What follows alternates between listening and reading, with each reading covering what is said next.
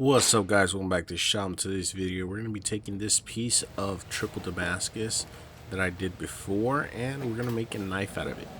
Now what we're going to do this time that's different from last time is that we're going to make a Raindrop Damascus to see what the pattern looks like and if it's even worth adding a extra third steel to it.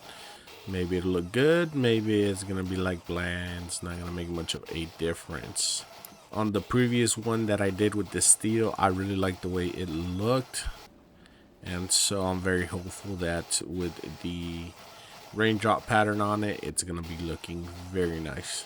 But first thing we're gonna do is draw out our stock. It was a little bit on the thicker side, so we're gonna go down to about 1/4 thickness and start building our preform.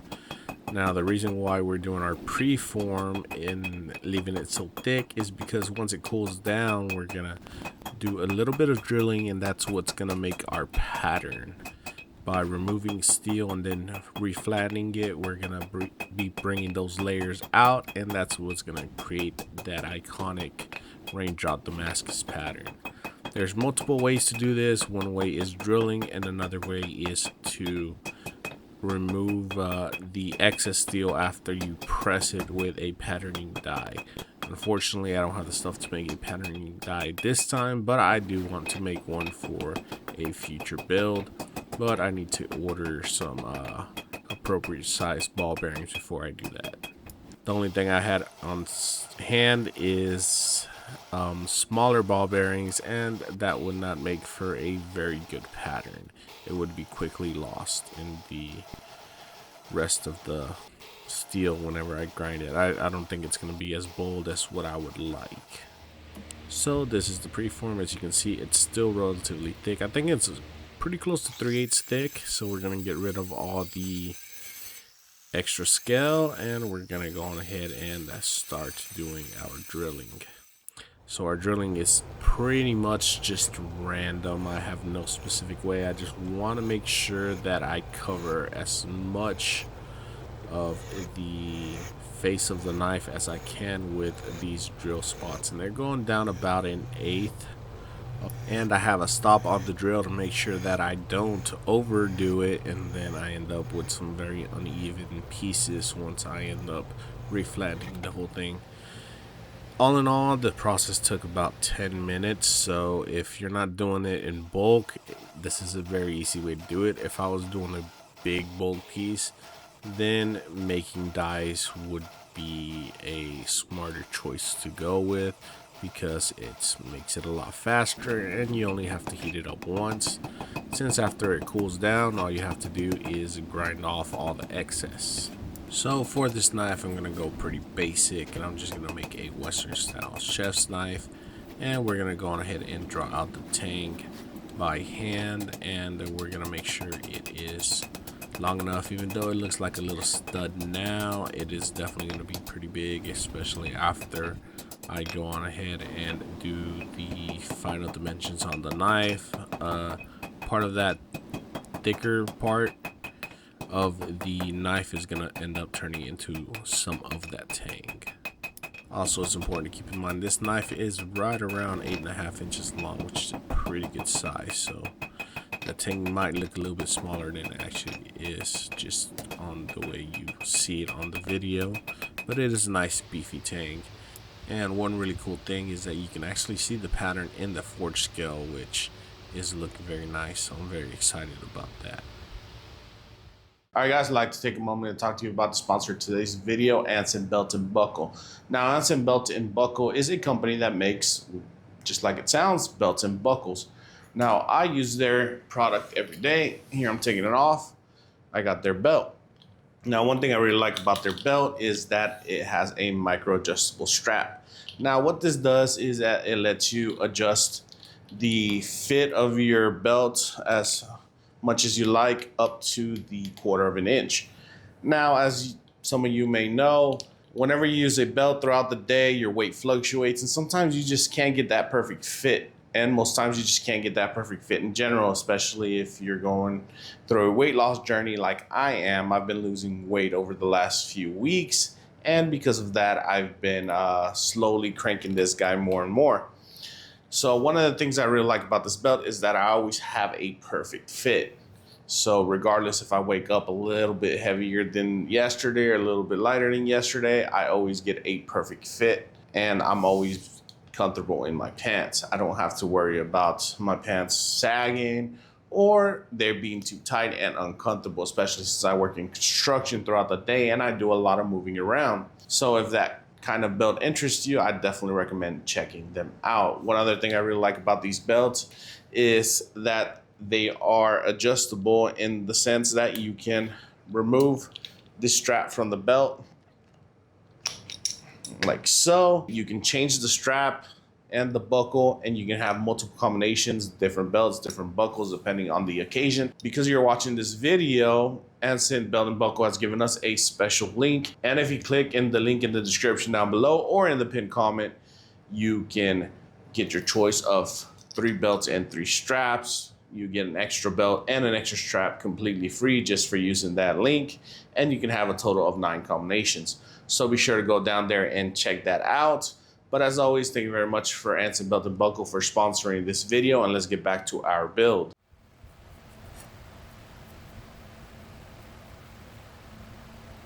So as you can see where I am marking the tang and getting that profile right where I want it, you can see the tang gets a little bit longer. And here I'm marking a nice straight edge, and then I'm going to do my curve.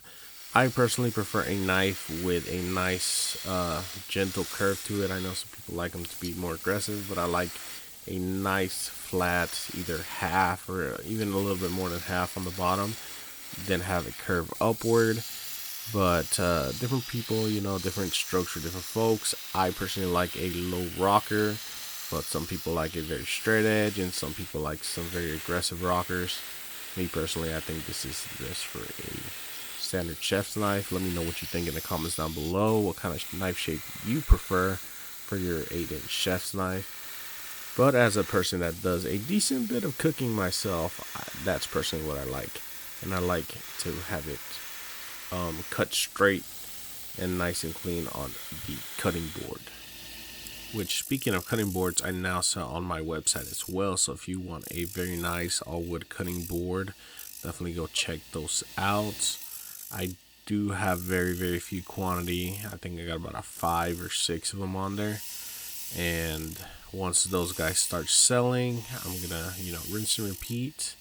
But there will be some lead time. So if you're interested in a cutting board and you want to help support the channel, that is a very good way to do it. And I would really appreciate if you want to check those out.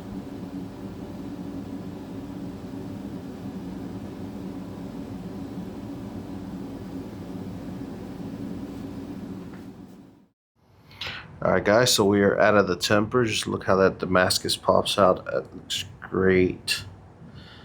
But that's not going to be the final look, because when we grind into it, that could change quite a bit. But I'm very happy with the way the Raindrop is looking in it so far.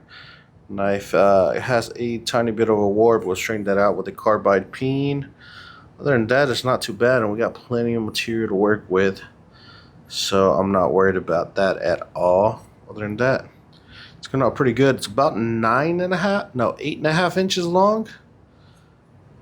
Right around 2 inches on the heel. So it's going to be a pretty big, nice knife.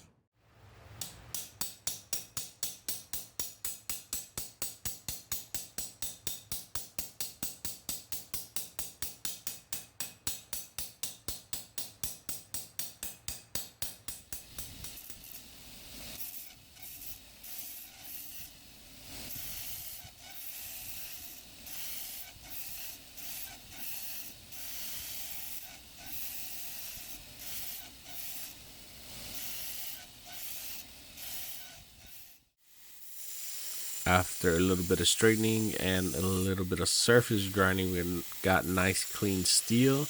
We're going to go on ahead and get our bevels going. I don't know about other makers, but personally I like to heat treat my knives before I do any of the grinding. That way I can avoid as much warpage as possible. One of the things that happened to me when I first started was that I would over grind my knives before my heat treat, and then my edge would be all over the place. And back then I did not know about a carbide peen hammer, so fixing them was a pain. I would have to grind the edge smaller so that I had more meat to be able to work with. Versus now, I kind of wing it. These ceramic belts hog off material like it's nobody's business, so I don't really see a point in doing a lot of grinding beforehand, unless let's say my knife is like 3/4, or not 3/4, but a 1/4 inch thick. Then I might reduce it by a bit, but not by much anyways.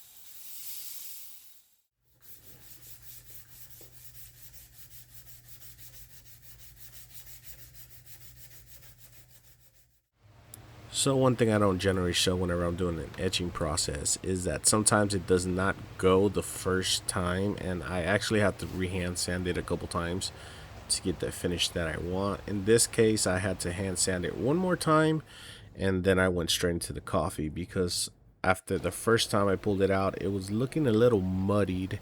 I wasn't quite happy with the decontrast, so I ended up having to rehand sand it. It wasn't too bad. And then I just went straight into coffee. The first time I did it, I went into coffee for about 12 hours, give or take, maybe less, pretty much overnight. And the second time I only did about 2-ish, maybe 3 hours tops. And that gave me a really nice look to it, which you'll be able to see in the final look at the knife. And you'll definitely see that it is very good looking in result, so I was very happy with it. So for this handle, I'm be pairing it up with a piece of black paper micarta and some curly wood. I'm not really sure what kind of wood it is, but bad habit of ordering wood and sending it to be stabilized and then forgetting what it's called. But let me know in the comments down below what kind of wood you think it is, and I'm pretty sure one name or another will jog my memory and I'll have a pretty good idea of what kind of wood it is. So now I'm gonna go ahead and bed the tang, which pretty much just means that I'm gonna put some wax on the tang and fit it up and stick it in there with some epoxy and let it dry. Once the epoxy solidifies in a few minutes, then I'm just gonna go ahead and pop it out. Even though it's 5-minute epoxy, sometimes it takes a little bit longer. It really depends on the temperature. So I give it about 10-15 minutes, and when it's nice and solid, leftovers I have in the little cup that I used, once I feel like that stuff's pretty solid, the epoxy that's actually in the handle should be just as solid, maybe even a little bit more because it's more concentrated, so it heats up faster. And then I pop it out, and if I did a good job, it should pop out after a little bit of work. As you can see right here, it pops out nice and clean, and I make sure to put it right back in just to make sure that it fits correctly. Before, I have popped it out a little too early, and then when I went to go put it in after it dried, it left some little, I guess you would call it, little strains from where it pulled out. And because of those little strings, then I had a lot of issues fitting it back up. So I always make sure to put it back in to make sure that everything fits a-okay.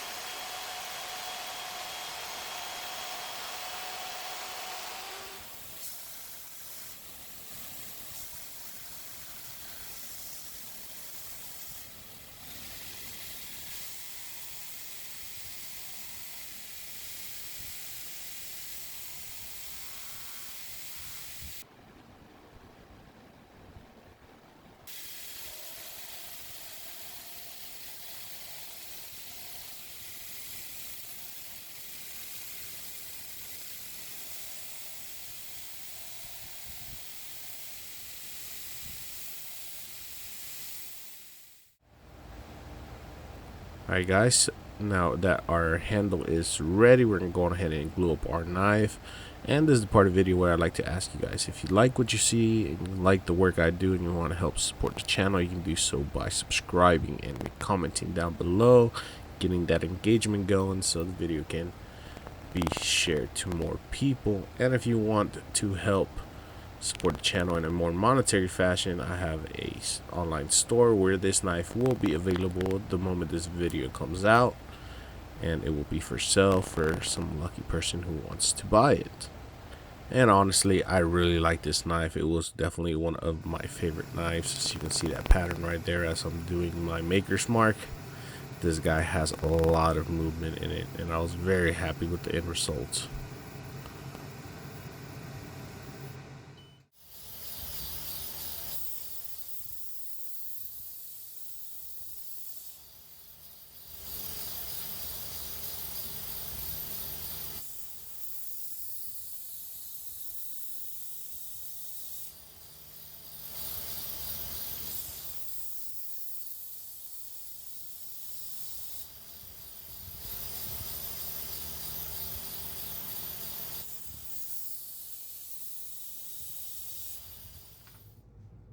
And after a little bit of sharpening, a little bit of stropping, we have a razor sharp edge. I'm having a lot of fun slicing through this paper. It cuts very easily, very smoothly, and I'm sure it's going to be a great addition to anybody's kitchen. And here is a final look at the piece. I'm very happy with the way it turned out. I love the handle material, even though I don't remember what the name of the wood is. It could be walnut with a little bit of curl in it. I'm not sure. Let me know what you think in the comments down below. But regardless, I like it a lot, and the figuring really pops very nicely with the figuring of the Raindrop Damascus. But as always, guys, thank you very much for watching. Thank you very much to Anson Belt and Buckle for sponsoring this video, and I'll catch you guys on the next one. Peace.